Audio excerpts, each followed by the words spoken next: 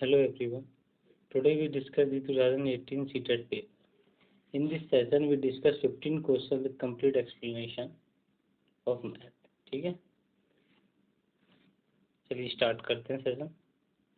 First question, एक बच्चे ने 5 विषयों में प्रत्येक में 75 अंक प्राप्त किए। बच्चे द्वारा प्राप्त अंकों की माध्यिका क्या है? माध्यिका, माध्य और बहुलक, ये 3 सेंट्रल टेंडेंसी होती हैं। जो माध्य होता है हमारा क्या, एवरेज होता है। किसी भी डाटा का हमारा क्या माध्य क्या होता है, एवरेज। और माध्यिका क्या होती है, वो सेंट्रल यूनिट होती है। जैसे कि अगर हम 1 से 10 तक नंबर लिखते हैं, 3, 4, 5, 6, 7, 8, 9, 10, 11। अब देखिए 1 से 10 तक हमने नंबर लिखा। अब ये 5 हमारा क्या होगा, ये 5 नहीं 6 हमारा क्या होगा, सेंटर में दोनों के 5 इधर से और 5 इधर से। तो 5 हमारा क्या हो गया, 6 हमारा क्या हो गया, 6 हमारा हो गया माध्यिका। ठीक है, ऐसे ये 75, अगर एक विषय में 75 मतलब हर विषय में 75 75 मिले तो 5 विषय में कितने हो गए, 75 75, है ना। ये ठीक, इसमें सेंटर टेंडेंसी क्या होगी, ये दो इधर ये दो इधर, सेंटर क्या हो गया हमारा 75, मतलब माध्यिका क्या होगी इसकी 75। आंसर क्या हो गया 4। चलिए नेक्स्ट क्वेश्चन। इस क्वेश्चन देखिए, हमें एक ग्राफ बना हुआ है। इसमें ग्राफ में बताया गया है जो एक बॉक्स है, इसका एरिया दिया हुआ है। बॉक्स का वर्ग का एरिया दिया हुआ है, एरिया ऑफ स्क्वायर दिया हुआ है, एरिया ऑफ स्क्वायर। तो क्या होता है area of square, side square, है ना। वो कितना दे रखा है, 4 दे रखा है। तो 4 का अगर अंडर रूट कर देंगे तो हमें कितना मिल जाएगा, +-2। अब देखिए साइड निगेटिव होती नहीं है तो पॉजिटिव। तो आंसर क्या होगा, इसके साइड की वैल्यू क्या हो गई 2।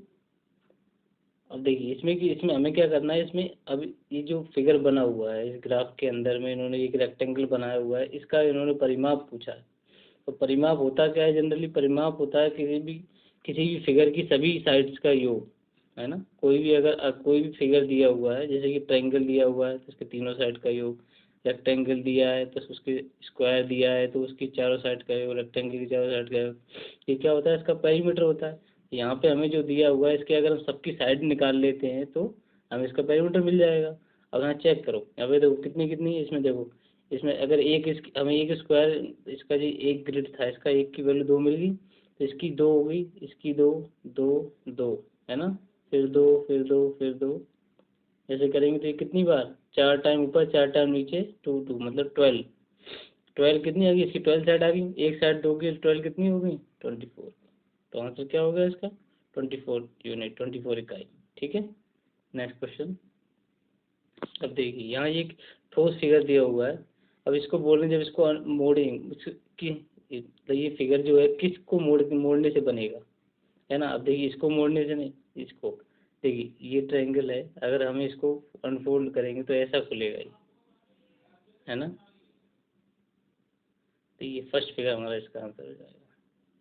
नेक्स्ट फिगर देखो, इसका अनुमानित मान पूछ रहा है ना। एक्चुअल हमें इसको इसको एक्चुअल में सॉल्व नहीं करना है, अनुमानित मान पूछा। अनुमानित मान कैसे निकालते हैं हम, जैसे जब भी कोई भी नंबर 0.5 से ज़्यादा होता है तो नंबर इंक्रीज हो जाता है ना। और 0.5 से कम होता है तो नंबर डिक्रीज हो जाता है। जैसे कि ये अगर दिया हुआ है 0.7 तो इसको हम पूरा 1 लिख देंगे, ठीक है। और लिखा हो 0.3 तो ये 0 हो जाएगा, ठीक है। एक और तरीके से समझ लेते हैं, जैसे कि लिखा हुआ है 1.2 तो ये हो जाएगा हमारा 1, और लिखा हुआ 1.6 तो ये हो जाएगा हमारा 2, ठीक है। ये अप्रोक्स वैल्यू होती है, अनुमानित मान। तो यहाँ पे क्या है हमारा 7.1, 7.1 का कितना हो जाएगा 7, और 3.85, ये देखिए 0.5 से ज़्यादा है तो इसका हो जाएगा 4, और ये 9.09, ये तो 0.5 से बहुत कम है तो इसका कितना हो जाएगा 9। तो आंसर क्या होगा हमारा फर्स्ट। नेक्स्ट क्वेश्चन देखिए। अब इसमें देख रहे निम्नलिखित ठोस आकार का निरीक्षण करना है, ठीक है। अब बताना है हमें इसमें से कौन सा दृश्य होगा ऊपर से देखने पर, कहाँ से, ऊपर से। इसको अगर हम इस फिगर को ऊपर से देखेंगे तो कैसा दिखेगा, अब देखते हैं, जब भी हम ऊपर से किसी भी चीज़ को देखते हैं तो वो हमारा कैसा दिखता है, एक प्लेन दिखता है, एक प्लेन, चाहे नीचे चाहे चीज़ें चाहे छोटी हो चाहे बड़ी हो, कैसी भी हो, ऊपर हमें क्या दिखेगा, सब एक समान दिखती है, किसी की हाइट ऊंचाई चौड़ाई कुछ नहीं दिखती, सिर्फ हमें सब प्लेन में दिखता है। देखो इसमें कितने प्लेन दिखेंगे, एक दो तीन, बस ये चारों हमारे टावर्स हैं, ये चारों ऊपर से देखोगे तो प्लेन दिखेंगे, तो आंसर क्या होगा हमारा, फोर्थ। ठीक है, चलिए नेक्स्ट क्वेश्चन। इसमें देखिए, इसमें दिया क्या है, निम्नलिखित में से किसकी लागत अधिक हो। यहाँ पे दो स्टेटमेंट दी हुई है, दोनों में से पूछ रहा है किसकी लागत अधिक होगी। यहाँ बता रहा है 250 प्रति पैकेट वाले 200 पैकेट है, मतलब 250 का एक पैकेट है, तो 200 पैकेट की कीमत कितनी होगी, इतनी। ठीक है, और नीचे क्या दिया है, नीचे दिया है 250 प्रति एक वस्तु के 20 दर्जन। अब बताइए 20 दर्जन है, एक दर्जन में कितने होते हैं, 12, तो 12 का मल्टीप्लाई है ना, तो ये 12 दूनी 24, ये हो जाएगा 240। अब ये 250 इंटू 200, ये 250 इंटू 240, तो कितना, कौन ज़्यादा होगा, ये तो ज़्यादा होगा, सेकेंड, तो फर्स्ट वाला आंसर होगा। ठीक है, नेक्स्ट क्वेश्चन। इसमें देखिए, इसमें हमें क्या दिया है, ये हमारा ग्राफ का क्वेश्चन है, पाई चार्ट।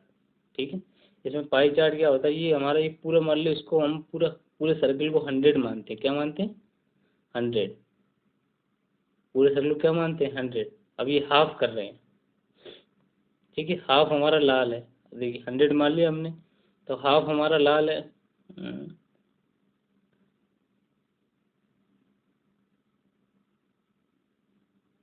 लाल को कितने के बराबर दिया हुआ, वो दिया है 40 के बराबर। अगर इसको सॉल्व करोगे तो हमारा 100 कितने के बराबर आ जाएगा, 100 आ जाएगा हमारा 80 के बराबर। तो चलिए, ऐसे समझ में नहीं आएगा, इसको दूसरे तरीके से करते हैं। देखिए, हम पूरे इसको मान लेते हैं एक्स, क्या मान लिया हमने, पूरे इसको मान लिया, पूरे सर्कल की वैल्यू क्या है हमारी, एक्स है, तो रेड की वैल्यू क्या हो जाएगी, x/2, जबकि एक्चुअल में रेड की वैल्यू कितनी दे रखी है, 40। ठीक है, तो एक्स की वैल्यू कितनी हो जाएगी, 40 इंटू 2 मतलब 80, एक्स की वैल्यू कितनी आ गई, 80।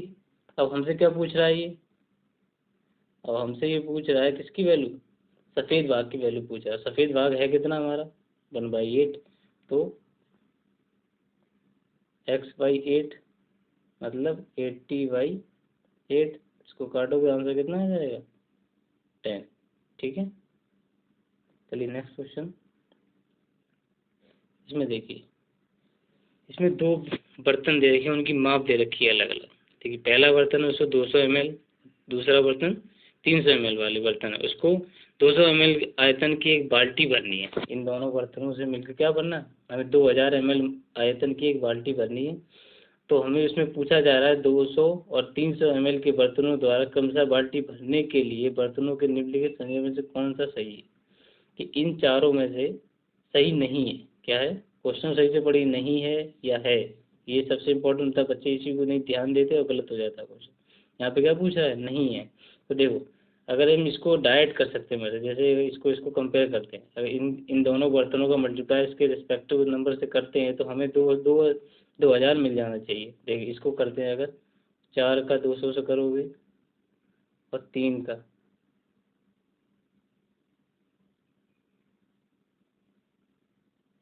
है ना, तो ये हो जाएगा 800, ये हो जाएगा 1200, ना, तो ये 2000 हो गया, मतलब ये तो सही है।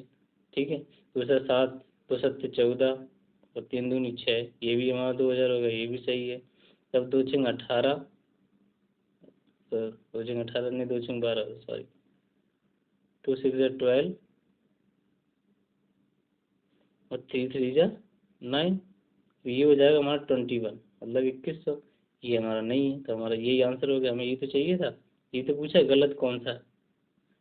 इसका कितना है हमारा, इसका अगर 2 से करोगे तो 2 6 12, और 3 से करोगे 3 3 9, तो कितना आ जाएगा, 21,000 ml, 2100 ml, तो आंसर क्या होगा इसका, थर्ड। Next question. अब देखिए, ये टाइमिंग वाला क्वेश्चन है, बच्चे इसमें बहुत सी गलतियाँ करते हैं कि टाइमिंग को कैसे निकालें, कैसे पूरा यात्रा का पूरा समय या फिर दिया कि दो इंटरवल के बीच कैसे टाइम काउंट करते हैं। देखिए इसमें सबसे पहले क्या करेंगे, हम स्टार्टिंग टाइम को आवर में कंप्लीट, जैसे कि स्टार्टिंग टाइम दिया हुआ है हमारा 18:14। इस क्वेश्चन में कह रहा है हरीश 18:40 पर अपनी यात्रा शुरू करता है और 22:20 पर यात्रा समाप्त कर देता है। तो यात्रा पूरा करने में लिया गया समय पूछा गया।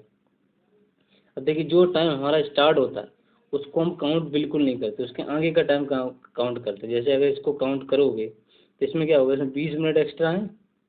अगर इसमें 20 मिनट हम ऐड कर देते हैं तो ये हमारा पूरा 19 आवर हो जाएगा, हो जाएगा। अब देखिए 20 मिनट ऐड कर दिए, 90 आवर हो गया। अब ये 20 मिनट हमने, अब ये 22 था, है ना। अब क्या करेंगे, ये 20 मिनट इसमें ऐड किए तो इसमें भी ऐड करना पड़ेगा। ये हमारा कहाँ था, तो इसमें भी ऐड करने पड़ेंगे। तो ये हमारा क्या हो जाएगा, एक मिनट रुपये दोबारा से करते हैं इसको साफ तरीके से। ये देखिए ये हमारा था 18:20, हमने इसमें 20 मिनट ऐड कर दिए। तो ये ऊपर दिया हुआ था 22, एक मिनट पहले ले लेते हैं, 22, 20 और ये 18:20। इसको हम कंप्लीट कर लेते, इसमें 20 को ऐड कर दिया, 40 था, इसमें 20 को ऐड कर दिया, दोनों टाइम बराबर कर दिया तो कोई दिक्कत ही नहीं। अब देखिए इसको ऐड किया तो ये हमारा 60 हो जाएगा और ये 60 मिल के मतलब ये हमारा हो जाएगा 19। कितना हो जाएगा, 19। इसको इसमें से माइनस कर, देखो 40 में से 0 गया तो 40, इसको इसमें माइनस 340। तो आंसर क्या आ गया हमारा, 344। ठीक है, नेक्स्ट क्वेश्चन। अब देखिए इसमें हमें दो फ्रैक्शन दिए हुए, बताया गया है 3/1/4 किलो चीनी में 1/16 kg चीनी के कितने पैकेट बनेंगे। तो ये हमें दी हुई है 3/1/4, तो ये हो जाएगा हमारा कितना, 4×3=12, 13/4। ये हमारे टोटल केजी में चीनी दे रखी है, ठीक है। और 1/16 के पैकेट बनने, तो इसी में से अगर 1/16 को हम भाग दे देते तो नंबर ऑफ पैकेट मिल जाएंगे, है ना। तो देखिए 13/4, फ्रैक्शन जब भी उल्टा करते हैं तो नीचे का नीचे से मल्टीप्लाई होता है, ऊपर का नीचे, सबसे नीचे का ऊपर से। तो ये हो जाएगा हमारा 16/1/4। तो 13 चौक, 13 चौक कितने होते हैं, 13 चौक 52। आंसर क्या होगा, 4। Next question. अब देखिए ये क्वेश्चन दिया हुआ, बिंदु ए और बी के नीचे दिखाए गए नंबर रेखा पर संख्याओं का प्रतिनिधित्व करते हैं। और ए और बी की डिस्टेंस पता करनी है और बीच की दूरी। तो हमें ये पता कैसे चलेगी, पहले तो हमें ये पता होना चाहिए लाइन पे जो डिस्टेंस दे रखी है, जैसे ये पॉइंट, एक एक पॉइंट की वैल्यू क्या है, तो इसकी एक की वैल्यू क्या है ये पता करना है। पहले हमें देखो इस वाले स्टार्टिंग पॉइंट में इसका 25,000 दे रखी है, इसकी 39,000, इसके बीच में कितने हैं, 1 2 3 4 5 6 7, 7 हैं। तो अगर 39,000 में से 25,000 माइनस करोगे कितना बचेगा हमारा, 14, है ना। 14 नंबर बीच में डिस्टेंस कितनी थी, 7 की, तो हमें कितना आ गया, 2, मतलब 2,000। मतलब एक की वैल्यू कितनी आ गई, 2,000। एक यूनिट की वैल्यू कितनी है, 2,000। और यहाँ हमें ए और बी के बीच पूछे, ए और बी के बीच काउंट कर लेते हैं। तो काउंट करो, ये देखिए ए वाले को छोड़कर आगे वाले काउंट करते हैं, 1 2 3 4 5 6 7 8 9 10 11। कितनी है, 11। 11 का 2000 से मल्टीप्लाई करोगे तो कितना आ जाएगा, 22,000। तो आंसर क्या होगा हमारा, 3rd।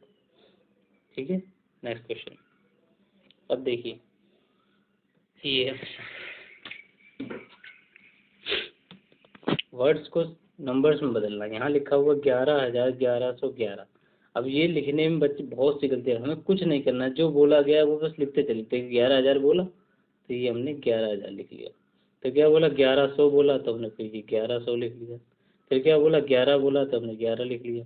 इसको ऐड करोगे तो 1 1 1 2 1, सिंपल। अगर ऐसे डायरेक्ट पढ़ोगे तो कोई इस पर टिक करेगा, कोई इस पर टिक करेगा, जबकि ये सब गलत है। हमारा आंसर क्या है, फर्स्ट। सीधा जैसा जैसा बोला जा रहा है उसको लिखते जाइए, ऐड करते जाइए। ये हमारी प्लेस वैल्यू होती है, ये 10 है ना। ये 100, ये 100, ये 1000, है ना। ऐसे काउंट कर दे, ये आंसर मिल जाएगा। चलिए नेक्स्ट फिगर देखिए। इसमें क्या दिया हुआ, दिए गए आकारों के निम्नलिखित में से कौन सा कथन ठीक नहीं है ना। अब देखो इसमें 4 फिगर दे रखे हैं, ये हमारा क्या होगा, ये